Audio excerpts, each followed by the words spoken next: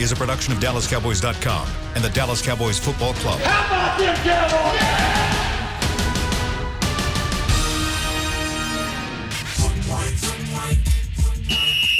Let's go, baby. Are you ready for a break? Yes. Are you ready for a break? Absolutely. Ready for a break? Yeah, and so much for that. It's time for The Break on DallasCowboys.com. We were on the break. With Nick Eatman, David Hellman, Ambar Garcia, and Derek Eagleton.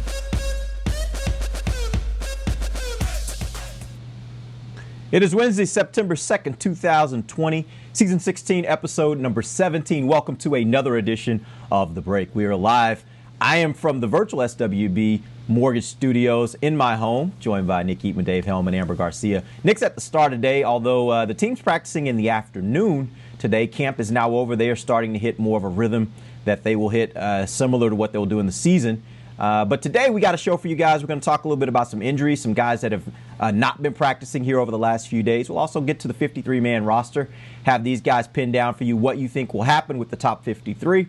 And then as we end the show, we will have a little bit of a wrap-up of camp with a few standout players that these guys have seen throughout the duration of training camp. How's everybody doing today? Wonderful. Good. Awesome. Let's jump right in. Let's get into some of these injuries. I think the most important one that we probably need to talk about is Amari Cooper, although I'm not certain that there is an injury to really refer to. Jerry Jones talked about it yesterday. Dave, I think you mentioned in a tweet that he hadn't been practicing in team drills over a few practices. Tell me what Jerry said and then kind of what you think about it. Let's start with you, Dave. Yeah, I mean, Amari hasn't really done much in a team setting since probably last Thursday. It's been about 3 practices since he really had a heavy workload. Jerry Jones said yesterday morning that it's really more about precaution and monitoring. He mentioned, the GPS and the tracking devices that they use. They thought that Amari had been exerting himself plenty and, maybe in the interest of preventing some sort of strain, they kind of dialed him back. The thing that makes me feel okay about it is that, he's still doing stuff. He suits up every day and he's gone through individual warm-ups and he's gotten a couple, routes in individual drills and stuff like that over the last 3 or 4 days. It doesn't seem like he's drastically injured. Like Jerry said, I think they're just being cautious with a guy who has had a history of lower body injuries. Yeah. It's interesting. I saw some people on social media that I guess the best way to describe it is they were a little bit like, I don't know if I'm buying all of this with regards to that. But the way I look at it is I think it kind of rides with what we've seen from Lyle Collins, too. He didn't really have an injury that we were told. It sounded like they just kind of wanted to get him to a certain place before he started practicing. And I think that probably points a little bit to maybe them seeing something through what they'd seen in his workouts heading into camp, maybe some of the analytics involved. Nick, what are your thoughts on that and just kind of how all this plays out?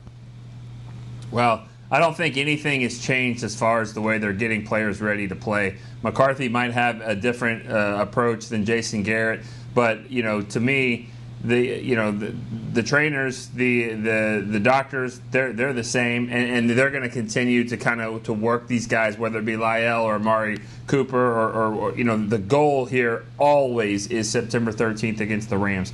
So everybody's got a difference, whether it be an injury, ailment, illness, whatever it is. I don't think that the plan is any different than it was before because the trainers and doctors haven't changed really since in 25 years, 30 years, really. Let's go ahead and get to some of the other injuries. Let's talk about the defensive back position. There are a number of injuries there. You got Xavier Woods that's been out of practice. I think he left during Cowboys night on Sunday. You had Cheeto, who has been missing a couple practices. You have Jordan Lewis, who's been out for a little bit. Talk to me about how those guys are at this point and when they're expected to return. Let's go to you, Amber. What do you have on that? Well, as far as I've heard, none of them are really major injuries. The only thing that concerns me, obviously, this is a position that was already of need. So it sucks that a couple of weeks prior to when we are expecting to start the season, that these guys, who are veteran guys, are now struggling with certain injuries. And I'm sure they're doing the best to monitor them and be as cautionary as that they can be. But as far as from what I've heard, these are nothing like major injuries. So not too concerning, but still something to keep an eye on. It's also interesting that you look at a guy like Luke Gifford, who is, by all accounts, trying to make this team, a guy that missed a significant part last year due to injury. He has also been on the injury report. Dave, what do we know about Luke Gifford? We know that we haven't seen Luke Gifford practice in a week or more, and that's actually, I was going to bring that up about Jordan Lewis, too. I mean, I don't get the feeling that any of these are serious injuries, but this is such a shortened training camp. I mean, a 2-week injury is not a big deal when training camp is 6 weeks long, but Jordan went out on like the 3rd day of practice and he hasn't been back, which, he's a 4th-year veteran. He can probably deal with that, but it's still not ideal. Even more so for Luke Gifford. I don't get the feeling that this is a super long-term injury, but camp is over, and Luke Gifford hasn't, 50% of that he hasn't had a chance to show his stuff. I wonder if that's going to hurt him, because, this isn't the coaching staff that brought him in that was absolutely in love with him last summer. This is a completely different group of guys, and, the fact that they haven't been able to see a full camp from him, it's kind of concerning if I'm Luke Gifford, in my opinion at least. Yeah, and it's going to be, I assume that's one of the positions, and we'll talk a little bit about it more when we get to the linebacker position. But that's one of the positions where I feel like it's going to be tight, and trying to make the team at the linebacker position is going to be tough because they got a lot of quality players at that position, and we'll talk a little bit more about that when we get there of how this might affect him. But that's what we're going to do now. We're going to jump into the 53-man roster. The way I broke this down is we're going to go through each position. We're going to talk a little bit about the guys that are there, the guys we know that are for sure, and guys that we think are kind of on the bubble, and let you guys give some opinions about that. We'll get to the end of it, and that's when we'll look back and see, okay, here's the total number of players that we think are for sure. Here's what we think we've got left, and here are the areas where you can choose from, and then we'll try to figure out who those last few spots should be. Let's start first with the specialists, where I don't think there's a ton of questions about who's going to make the team. You got Greg Zuerlein, you got Chris Jones, you got LP Ladouceur. They're all going to be on the team. I do have one question for you guys. I'll start with you, Nick. What do you think, or how comfortable are you, or what are your feelings right now with regards to Chris Jones as the punter, coming off a year where he wasn't at his best? What are your thoughts there?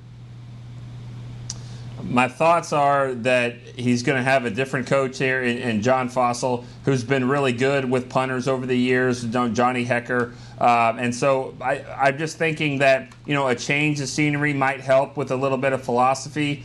And he's a good punter. He's been injured. I think he'll get better, this year that he's healthy. That's kind of the goal for Zuerlein. That's the goal for Chris Jones as well, then maybe they can get back to where he was. Sounds good. Yeah, and that's the tough part is, will he be able to get back there? But I think going into this season, the hope is that he can get back to that point. I think Greg Zuerlein is another guy that coming off last year wasn't his best year, but the expectation is that he will be better this year. He certainly has been stellar throughout camp, and we'll see how that goes as we head into the season.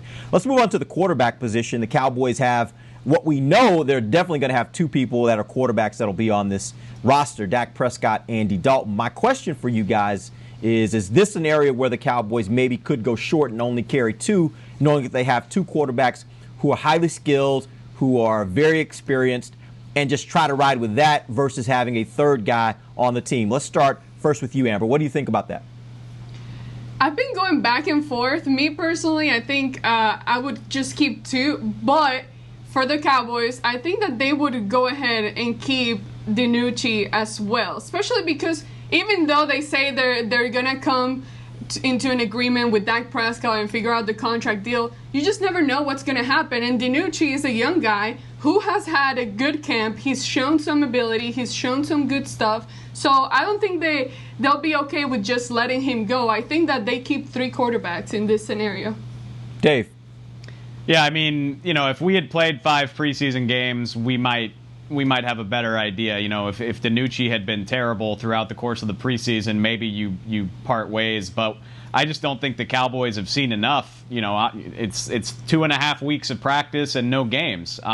They drafted the guy. Mike McCarthy obviously really likes him. Mike McCarthy also has a history of keeping 3 quarterbacks. And I'd be pretty surprised if he's not on the team. I know, you can protect guys on the practice squad this year, at least 2 of them, I believe, but they've still got to go through waivers first. And, there were at least a couple other teams interested in signing him after the draft. That's why the Cowboys picked him. So I'd be pretty surprised if they cut him, honestly. Nick. You don't need him. You certainly don't need to keep him, but I understand why they would say that, because they drafted him for a reason. So I probably would not keep him on the roster. I think you need spots another place. All right, let's go ahead and move on to the running back position. Cowboys have for sure Zeke Elliott, Tony Pollard. So we know that there are 2 that are definitely going to be on the roster. The question becomes, do the Cowboys keep a third running back? And also, should the Cowboys consider keeping a fullback? And should they consider maybe keeping both, keeping a third running back and a fullback? Let's start first with you, Dave. Where do you go on that? I just got the 2, to be honest with you. They did it last year. Tony and Zeke were the only 2 running backs. They had Jameis Olawale. Obviously, that's not an option this year. At the risk of getting into their scheme and strategy, we simply have not seen them do a lot of stuff with fullbacks at this camp. Shewo Alanalua is the only one here, and the opportunities that he's gotten have been way more as a running back than a fullback. Rico Dowdle and Darius Anderson have had moments, but there's going to be a million running backs available on waivers and on practice squads after these rosters get cut. So I really only have the 2. Nick.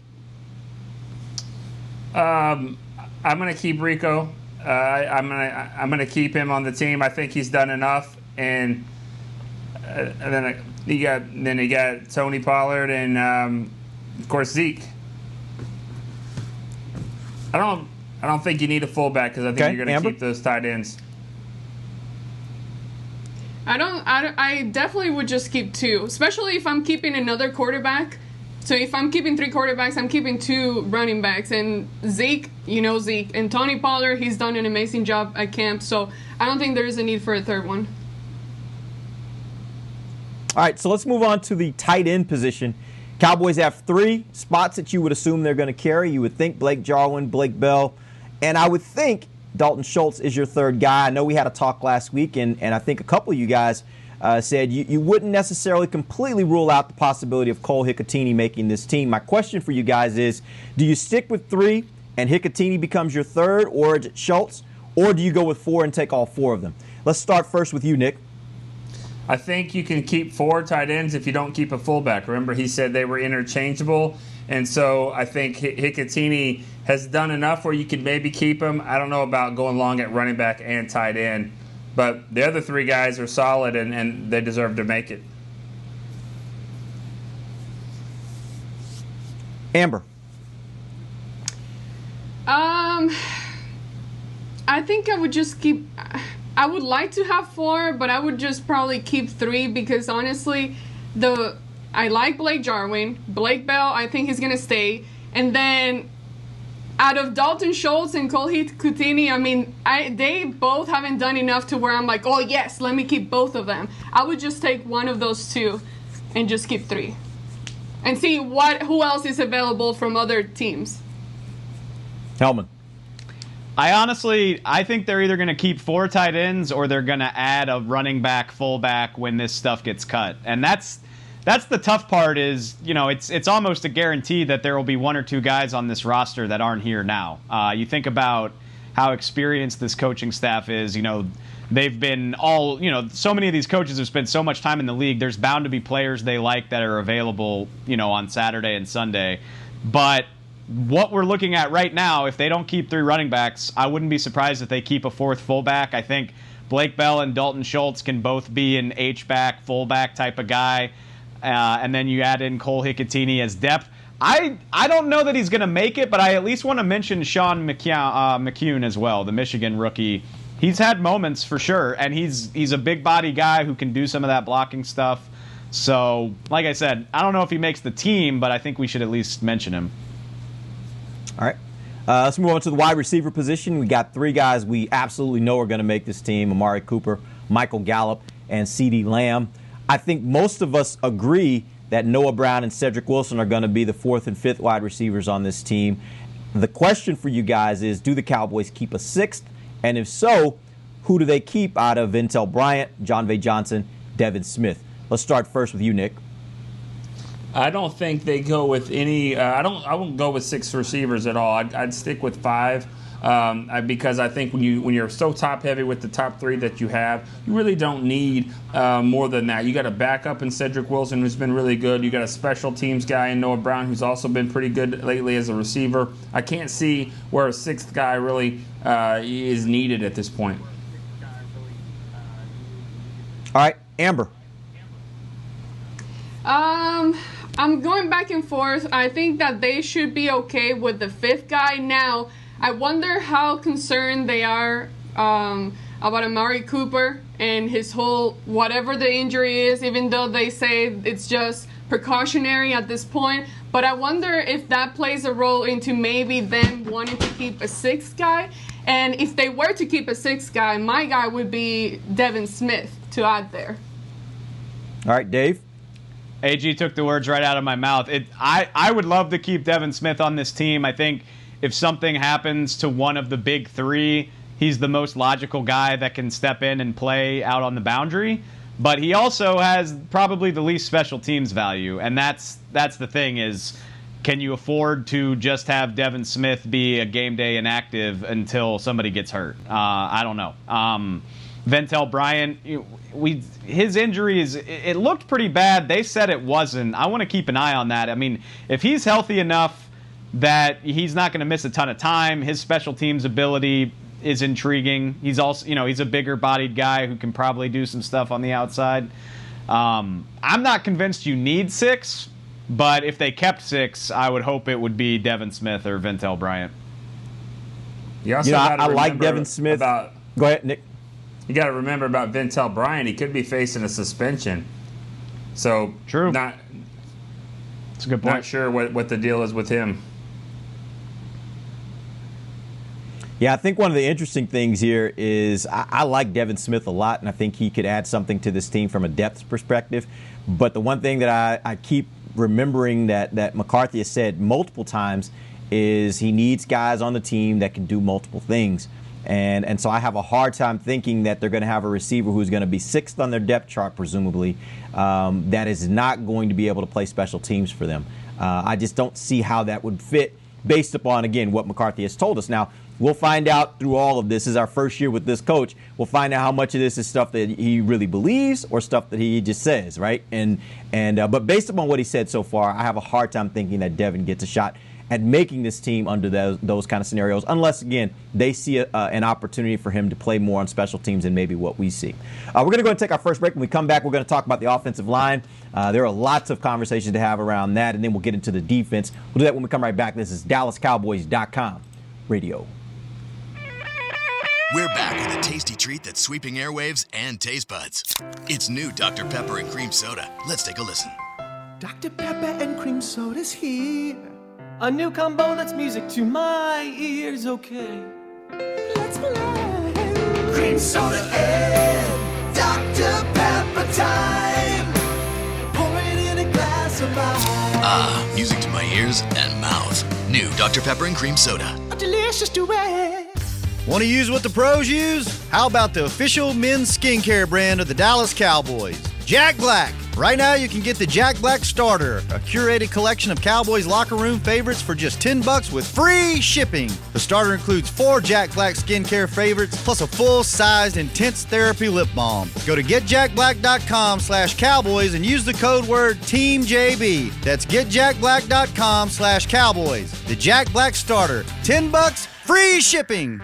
Since 1865, Stetson hats are American-made with pride right here in Texas.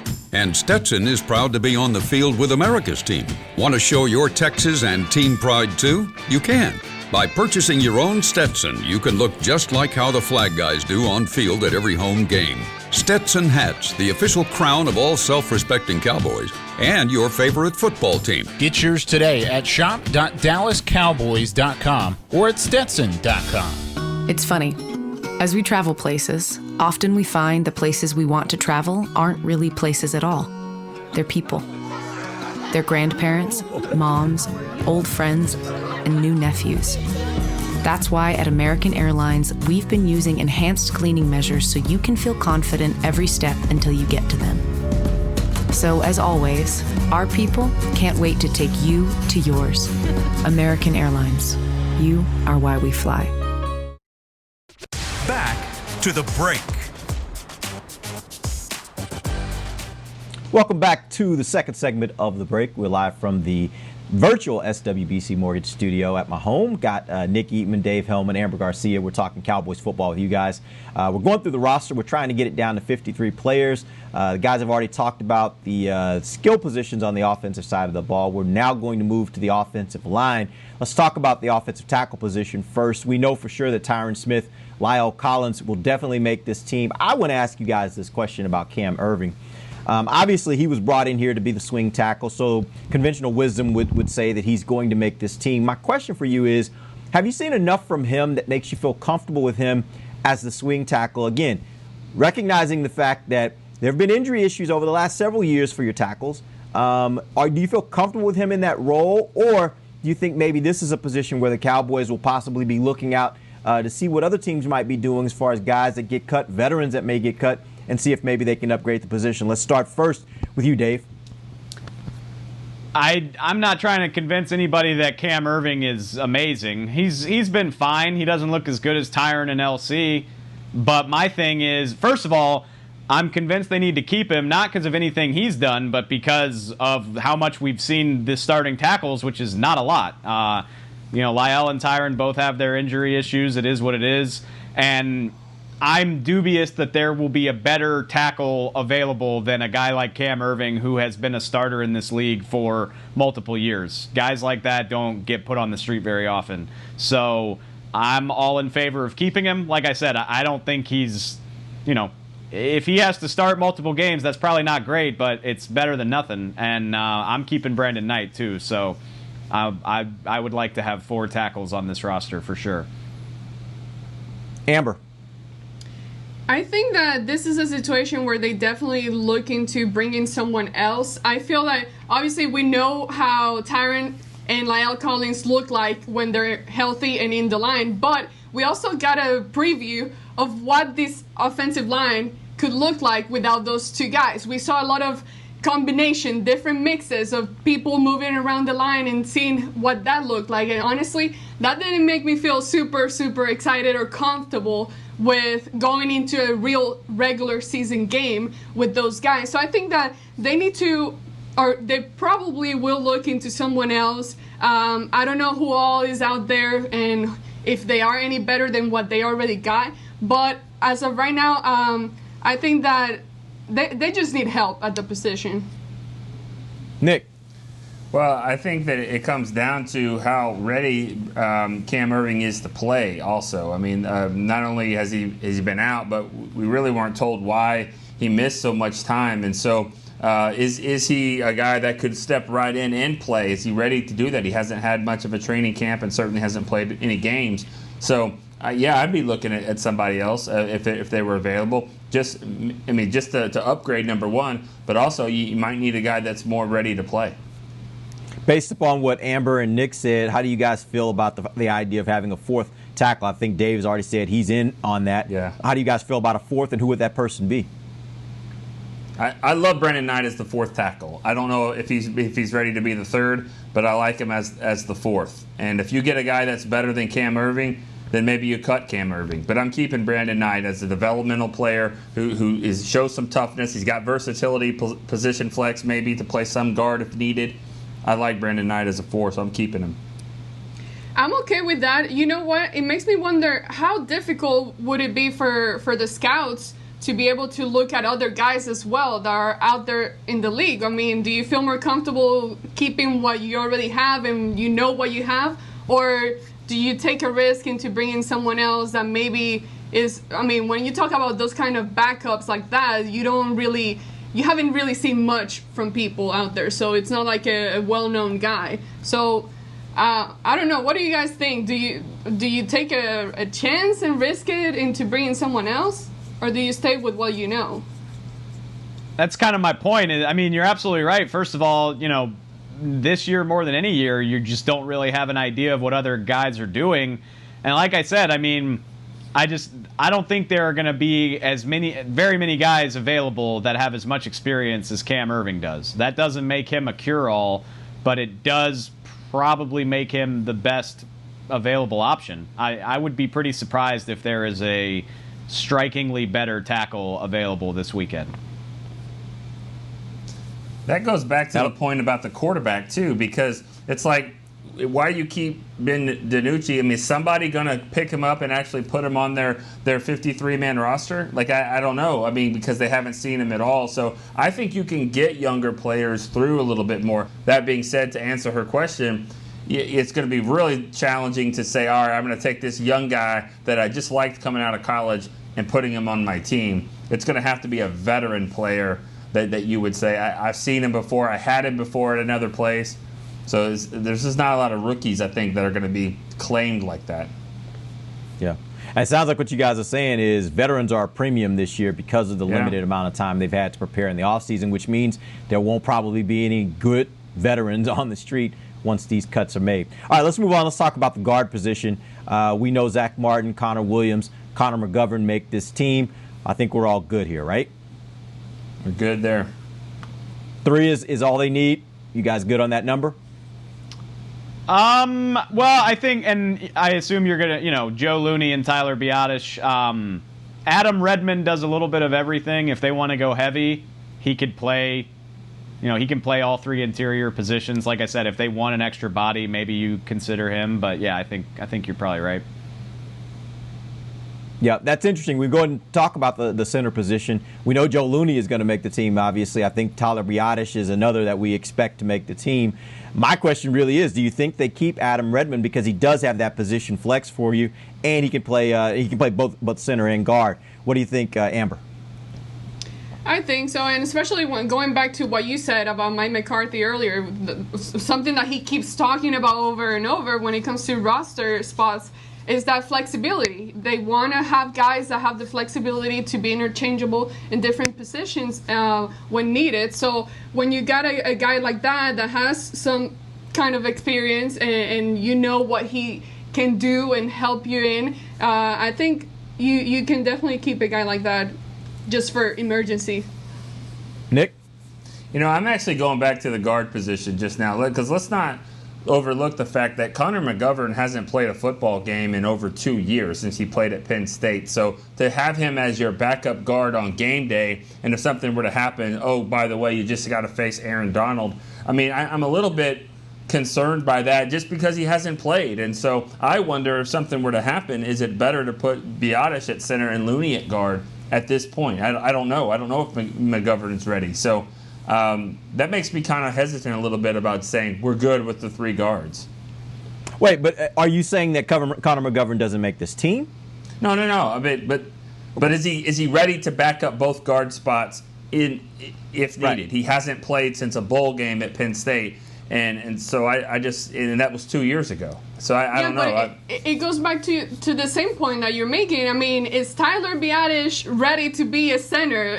And you move Joe Looney out. I mean, I don't know if I feel comfortable with that either. I don't feel comfortable either. I mean, it's not about being comfortable. And this 2020. There's nothing comfortable about this year at all. So I'm just saying he's not as far removed from playing football as McGovern. I just wonder what your best options. You're trying to get the 5 best players out on the field, and I don't know if McGovern would be that if there would be an injury. I don't know. I think y'all are kind of touching on the nature of the NFL in 2020. I mean, that's that's the NFL. I mean, Yeah. how many positions are you going to lose a guy and feel comfortable about who's replacing him? I mean, you're very lucky. You know, I think you could probably say that about running back and to some degree receiver, depending on how many injuries you're dealing with. But when guys get hurt, you're probably not going to feel great about your options.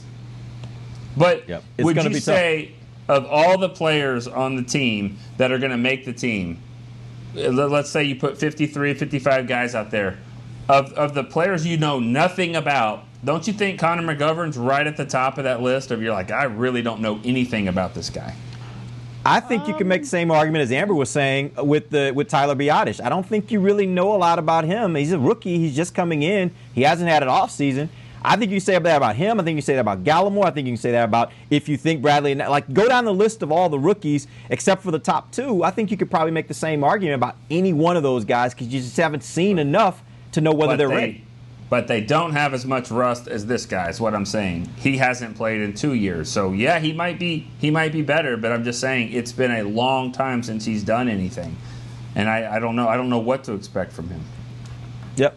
I think the strategy they're going to have is cross their fingers and pray that neither one of their guards goes down when they got to face Aaron Donald because it will be a rough day for whoever's out there. By the way, it'll be a rough day for either one of the starters too. Aaron Donald's just a handful, you know. So I mean, you just pray that those guys don't go down, and if they do, then I think Connor McGovern's going to get thrown in, and they're just going to have to see what he can do. That's putting it nice. Aaron Donald's a handful. It's like saying we've had some issues this year. Yeah. All right, let's move on. Let's talk about the defensive side of the ball. We're going to flip over to start with the defensive line. My assumption is they're going to carry at least 10 defensive linemen. I'm going to throw you 8 names that I think are for sure going to make this team. You guys tell me if you agree with that, and then tell me if it's 2 more, who are the 2 that you'll take. So I think it's DeMarcus Lawrence, Aldon Smith, Everson Griffin, Tyrone Crawford, Dontari Poe, Tristan Hill, Antoine Woods, Neville Gallimore. That leaves 2 more spots. And you'll have to choose between Bradley Anae, Joe Jackson, Rondell Carter, Ladarius Hamilton, and Dorrance Armstrong. Do you guys agree with the 8? And if so, do you think if they're going to get to 2, how many more, or who are those 2 names that you take to get you to 10? Let's start with you, Dave. I mean, I don't disagree with your list, but I think Bradley Anae is a lock, honestly. You know, he's a rookie draft pick. Teams don't like to cut draft picks. He's also kicked some ass. I mean, and don't get me wrong, I don't think he's going to get a ton of playing time as a rookie, but he's done more than enough to deserve a roster spot, and he's done more than enough, which, you know, obviously other teams haven't seen this, but I would be afraid of trying to get him through waivers, that's for sure. So I consider him a lock, and then for me, you know, when you told me we were doing this, I spent some time last night. I think it's probably between Dorrance Armstrong and Joe Jackson if they keep 10. That's my guess. So if they keep a 10th guy, I think it would be one of those 2, and I would probably lean toward Dorrance. Nick? I like the 8. I mean, I think 8 is good, and I would say a 9 makes it with the 9th guy. And I think I'm done there because, you know, it looks like they're going to play a lot of 3-4. So when you think about 3 down linemen, I mean, you know, do you need more than... I understand some of those guys are playing linebacker and pass rush and all that, but I just don't see the need to have that many guys. Armstrong or Jackson, it'd be a flip. It would be the guy that could be a little bit more versatile as a stand-up player. But I could see Armstrong, I guess, making it, but... You know, and wait, is there anybody getting suspended to start the year? I mean, it seems like this would be the first year in like 7 years we don't have a defensive end starting the year suspension, right? I think we're going to break that. We're okay. Unless they loop back around on Crawford, I think we're good. I don't know. There's been a bad boy in Florida. If Jerry would stop talking about that, you know, it might.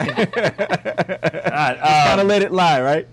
You know what? It's a good point, though, also about Crawford. That's what makes him so good with the position flex is that's like having 2 guys at 1. I don't think you need to have 10 when you have a guy like Crawford who could play multiple spots. Griffin's playing multiple spots.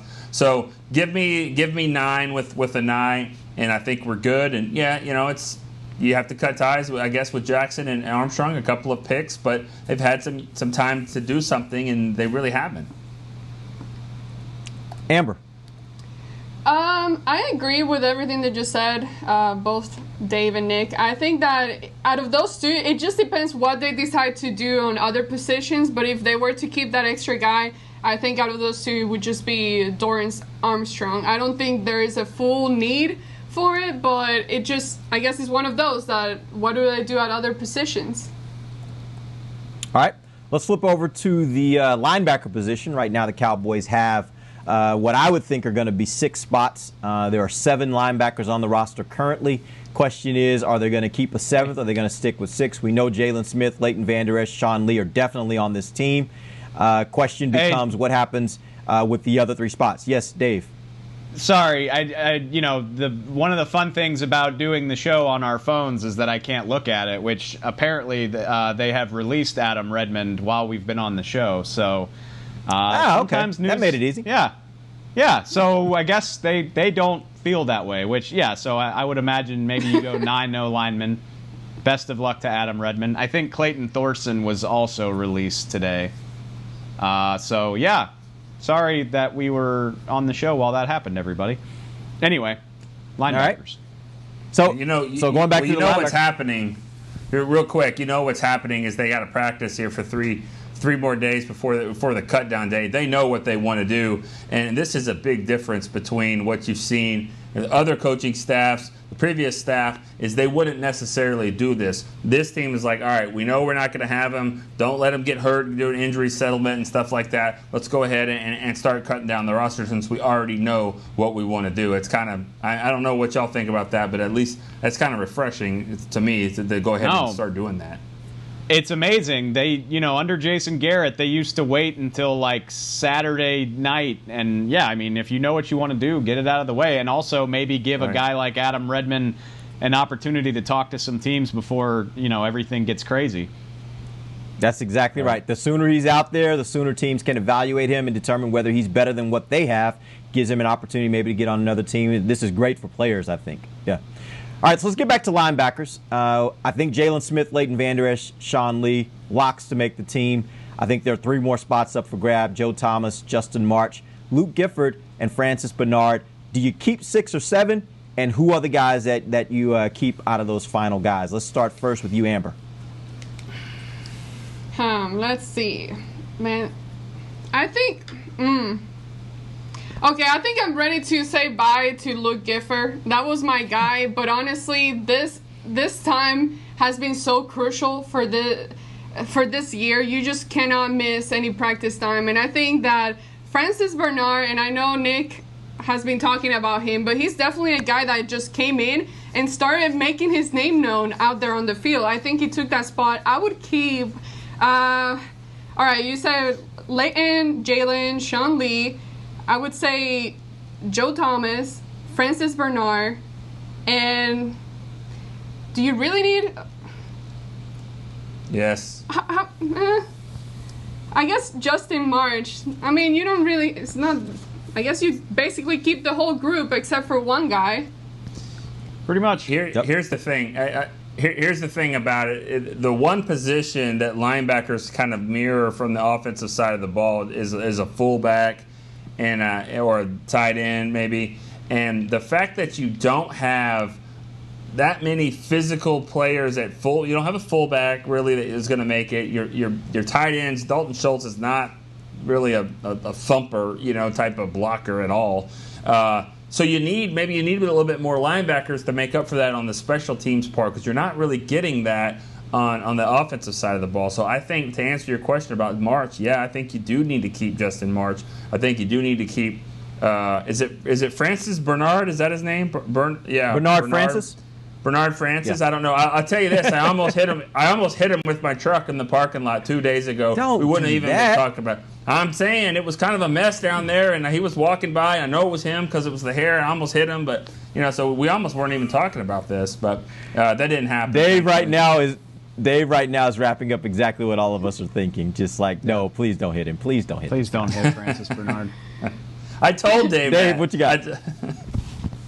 No, you did. I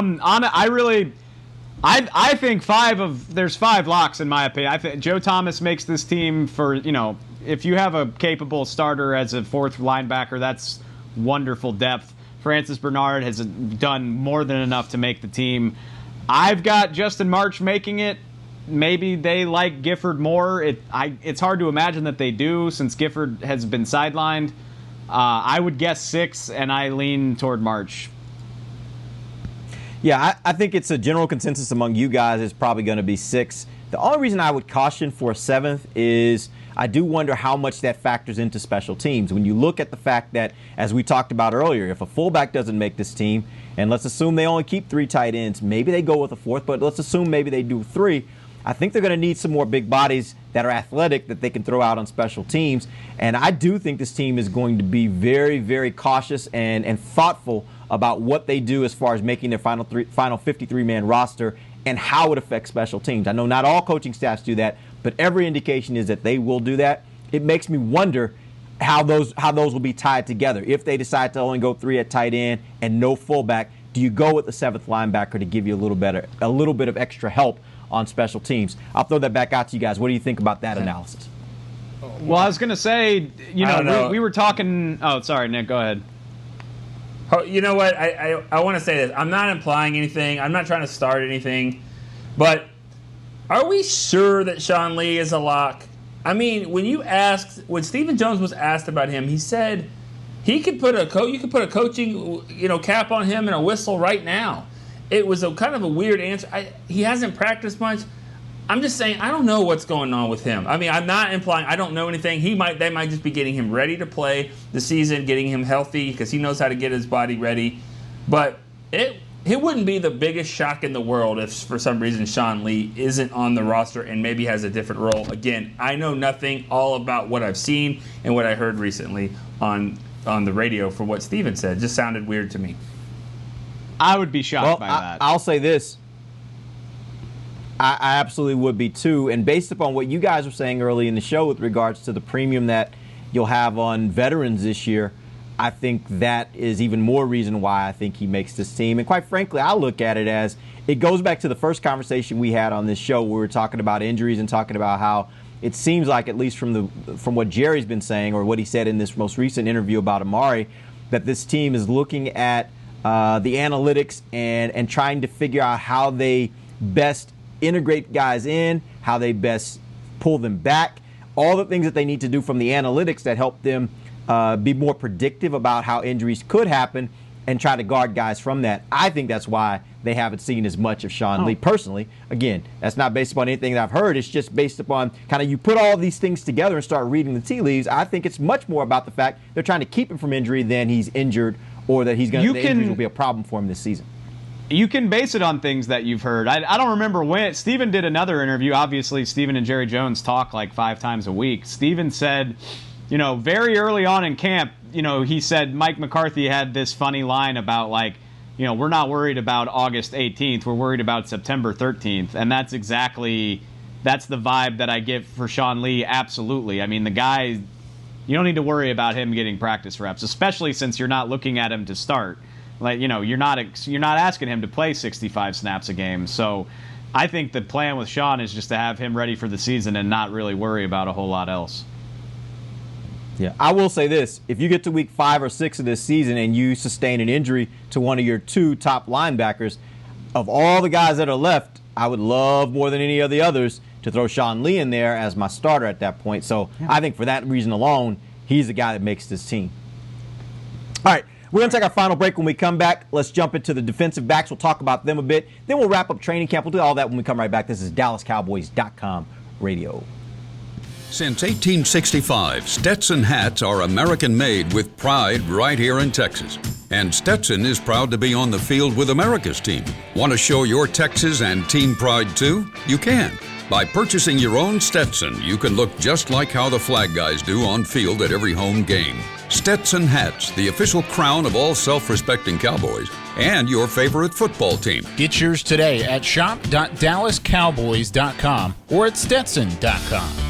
I'm Jay Novacek, former tight end for the Dallas Cowboys. Back in the day, I was the guy who always got the tough yards, and that's why I run with John Deere today. In fact, I have a John Deere 3025E tractor that can handle any yard work I need to do, even the tough yards way out back. So if you have 1 acre or 1,000, John Deere has the equipment that's just right for you. Visit a John Deere dealer today and run with us. We are the official tractor provider of your Dallas Cowboys. Want to use what the pros use? How about the official men's skincare brand of the Dallas Cowboys, Jack Black? Right now you can get the Jack Black Starter, a curated collection of Cowboys locker room favorites for just $10 with free shipping. The starter includes 4 Jack Black skincare favorites plus a full-sized intense therapy lip balm. Go to getjackblack.com/cowboys and use the code word TEAMJB. That's getjackblack.com/cowboys. The Jack Black Starter, $10, free shipping. We're back with a tasty treat that's sweeping airwaves and taste buds. It's new Dr. Pepper and Cream Soda. Let's take a listen. Dr. Pepper and Cream Soda's here. A new combo that's music to my ears, okay. Let's play. Cream Soda and Dr. Pepper time. Pour it in a glass of ice. Ah, music to my ears and mouth. New Dr. Pepper and Cream Soda. A delicious duet. Back to the break. Welcome back. It is the final segment of the break, live from the virtual SWBC Mortgage Studios at the Star. Nick's at the Star. We've got Amber and Dave at their homes. We're going to wrap this thing up talking about the defensive backs for the Dallas Cowboys, who we think will make the team. I think there will be 10. That's the magic number. The guys I think that are locks are Chidobe Awuzie, Jordan Lewis, Anthony Brown, Trayvon Diggs, Daryl Worley, Darian Thompson, Xavier Woods, HaHa Clinton Dix. That gives us 8. We got 2 more spots. Who do you think makes the final, or do you think that number should be higher or lower? We've got C.J. Goodwin, Donovan Wilson, Reggie Robinson, Chris Westry, Savion Smith, Deontay Burton, and Luther Kirk. Let's start first with you, Dave. What do you do at the defensive back position? I don't think you can rule out the possibility that they keep 11, and I know that's a lot, but it speaks to how few proven things they have back there and how many, guys they have competing. So I wrote this down. I think there's 5 locks at cornerback: Cheeto, Brown, Diggs, Jordan, and Worley. And then at safety, I've got Xavier, Thompson, HaHa, Reggie Robinson, and Donovan Wilson. And then you can't forget, I'm not looking to him to play cornerback, but we rave every year about C.J. Goodwin's abilities as a special teamer. So that's a name that I think is worth considering. That's probably it, though. I know, people love Chris Westry. I'm not sure I see that, but if they really love what Goodwin brings to their special teams, maybe they keep 11. Okay, Amber. I agree with Dave. Honestly, I wasn't thinking about them keeping 11 guys, but his reasoning makes perfect sense, so I'm all in with that. There's so many guys that are just kind of right there with each other. And, I was really concerned about Jordan Lewis and the fact that he was missing so much time. I'm like, oh man, I hope that none of these guys come and kind of pass his, how would you say, get better, and then you're leaning more towards a different guy and kind of forget about Jordan Lewis, because I've always loved what Jordan Lewis can do. But looking at it and being at the end of camp, I don't think there was any guy that actually was able to do that. And Jordan Lewis has the experience, and out of that, I think you guys mentioned all the names. I got right here Darian Thompson, Chidobe, Xavier, Jordan, HaHa, Darley, Worley, who to me has been pretty impressive. Honestly, I wasn't expecting him to be to do the kind of job that he's done. Anthony Brown, Diggs, Donovan Wilson, and then Reggie Robinson. So I'm at 10 guys there. So you take Wilson and Robinson. Those are your final 2 if they only stick with 10. Yeah. Okay. C.J. Goodwin would be out for you, correct? C.J. Goodwin, I guess if they do keep 10 guys, like Dave said, but I wouldn't mind that at all. But out of those guys, after those, there's no one else that honestly did enough for me. I want to throw this out there. Oh, yeah, let Nick go, but I want to throw something out there. Okay, Nick. Well, first of all, as I say this, Dave, can we confirm, has Devin Smith also been released as well? Looks like Devin Smith has also been, Yeah, they really timed this perfectly for us. Devin Smith is gone, so Not a huge surprise. Like I said, I would have liked to keep him, but oh well. The thing is that we get to this point of doing the roster. It's like, what's the number like? I mean, how many are you keeping track, Derek? I mean, what are we at? Yep, based I'm off keeping of track. What we've done. So we're gonna go back and do that. Tell me what you think about these guys, and then we'll go back and do that. I just 11 seems too many for me, and Goodwin would be a lot higher on my list to make sure that I get in here. Again, I'm not trying to cut a bunch of veterans. I'm just not trying to lock them. I mean, I don't know if is he a lock?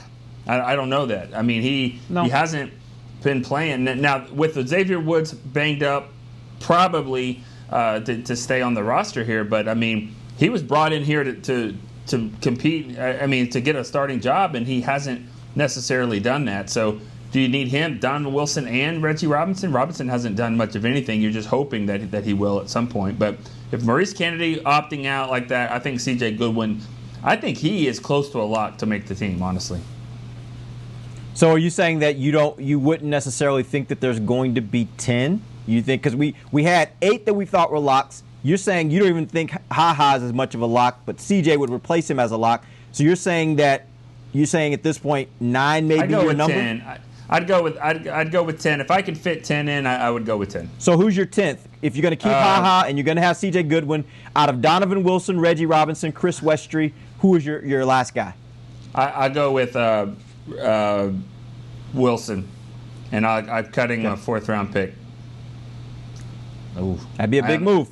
I haven't seen that since maybe 2006, Skylar Green. Yeah. I can't remember that many 4th-round picks being cut, but I don't know. He probably wouldn't pass waivers during my time here. I don't. That would signal a pretty big shift. I mean, that would say something about Mike McCarthy to me, because in the time that I've been here and in the time that Will McClay's been running the draft, they haven't. I think a 5th rounder is the highest drafted guy that they've cut as a rookie.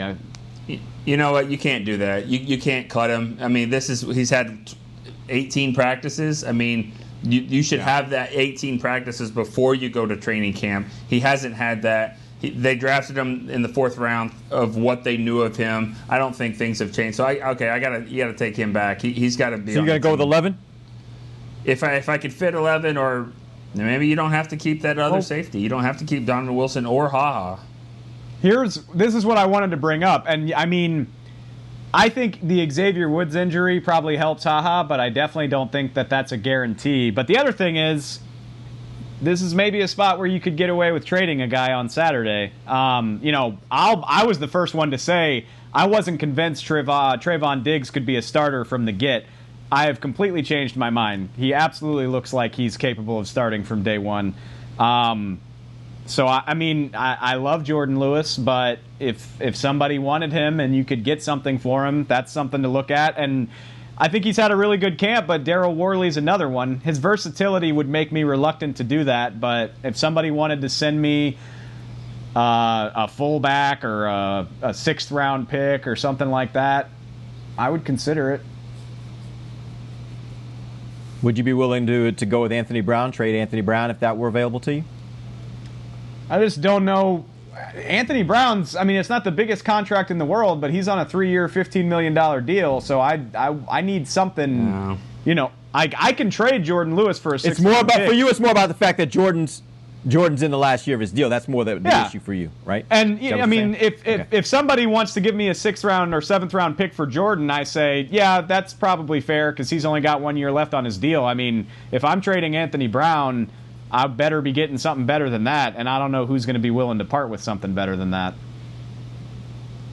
Okay, so let's wrap this whole thing up. The way it looks right now, based upon the numbers that we've all agreed on, and that's assuming that they're going to be at least 10 defensive backs.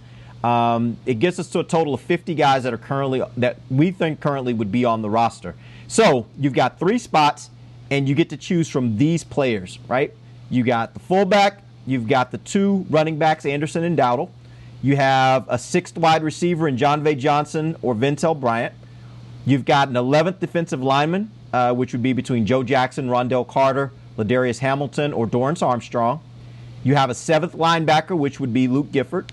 And you have an 11th defensive back, which would be between Donovan Wilson, Reggie Robinson, Chris Westry. Where do you go? Who are those 3 extra players that you put on your team? Let's start first with you, Nick. And how many defensive backs do we have at this point? I think we settled on 10, which meant that we were going to make C.J. Goodwin, Donovan Wilson, and Reggie Robinson. 2 of those 3 were going to make it. So you could take the third of that group or Chris Westry, right, to get you to 11.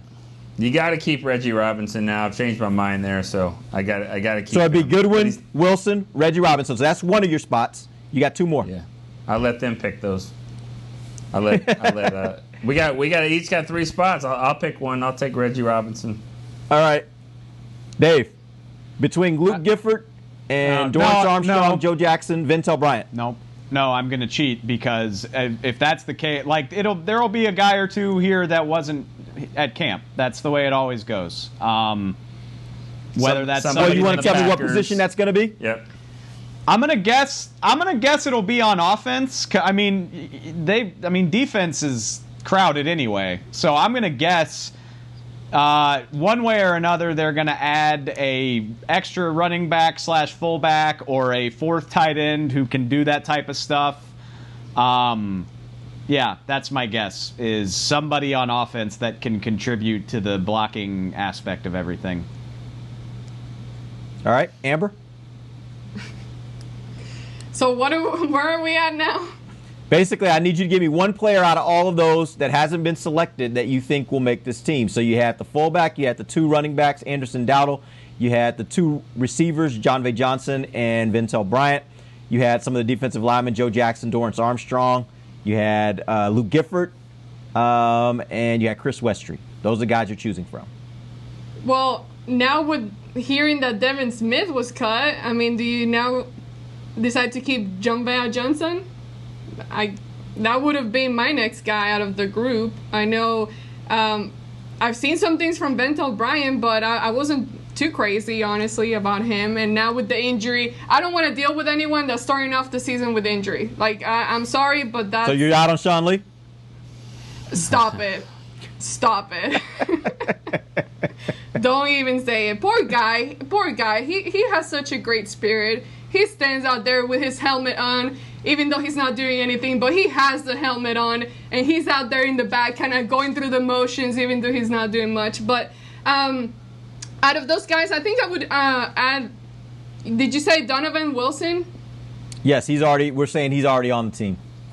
Okay. If that's assuming that C.J. Goodwin and Reggie Robinson, basically you can take all 3 of those guys if you want to use one of those spots. I would. I think that there would be some other guys coming from other teams, but based on what we currently have on this roster, if I had to choose out of those guys, I think I would keep those 3 guys because the secondary is just full of question marks. So out of those, I just think we just need the bodies. So it looks like under those circumstances, based upon what you guys have all said, Cowboys will give up on Joe Jackson, Dorrance Armstrong. They would give up on Luke Gifford. They give up on Chris Westry. Those are the names that I think would be the most notable among the cuts based upon what you guys are saying. You guys all cool with that?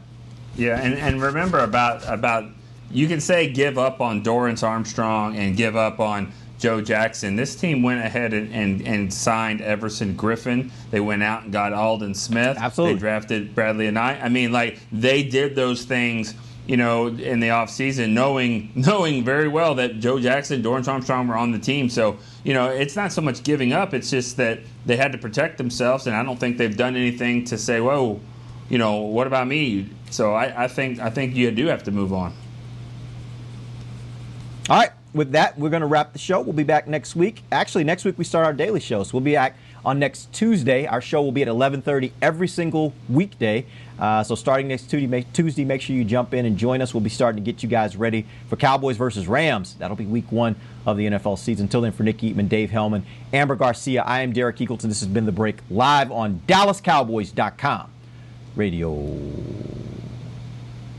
This has been a production of DallasCowboys.com and the Dallas Cowboys Football Club. How about this, Cowboys? Yeah!